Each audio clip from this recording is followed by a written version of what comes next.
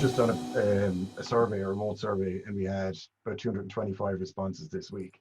But like one of the really big stats that stuck out to me that stuck out for me was that 71% of people stated that they miss colleague relationships the most. And like when you're trying to build or keep a high performance team together, that's got to be important going forward.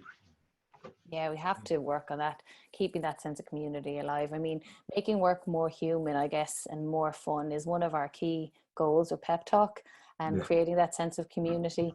And like you say there, when you lose that and when you don't have something to fall back on, like that technology or like, you know, some kind of social media experience you can bring, because that does really, really help. And Yeah. then it is tough. And again, I just think the managers have a responsibility, and each of us, everyone inside an organization can be a leader when it comes to that, to reach out to that new person, or to reach out to someone who you used to meet at the coffee shop every day who mightn't be on your team. Yeah. And I think that, you know, you could really actually impact on someone's working from home experience just by taking that one small step. Yeah. It's interesting, like there's a couple of phrases being bandied around. Is it work from home or is it work from anywhere? And I think because we've all been thrown into work from home where we haven't got the ideal setup, we haven't got our creche open, we have to just get on with it. Like this is not the ideal of what is ahead. I think we've become maybe 5 to 7 years, we've brought it forward in terms of remote work.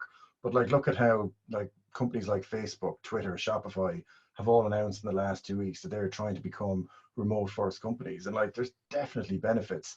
You have a broader talent pool, yeah, obviously not commuting, but there are negatives there too. And I think it's interesting, Eilish, you mentioned the in-house days. I think that's going to be part of every company going forward that is pondering, can we do this remote thing? Can we get rid of the big office and can we have a smaller office whereby if this is working well for our business at the moment, can this really help us drive on because we've maybe less commercial costs, and if we can engage with our team properly, it's win-win.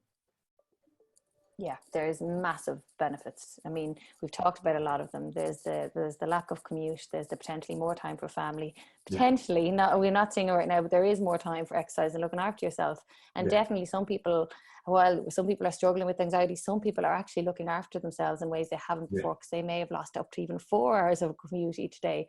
And then, like you say, for organizations, there's definitely financial benefits. And I guess what's going to come out of the COVID experience is, I do think we're going to learn quicker as to what will work for organizations. I mean, some of the research done, I think coming out of Stanford, recommended that you have at least kind of one in-house office day a week, if you can, and that actually really promotes productivity as well as a really good physical setup at home for your office, and that those two things will actually enhance your work from home productivity incredibly.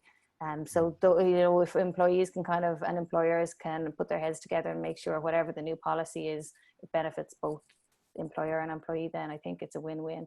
And we don't see things going back, I guess, to the way they were, and that should be a positive.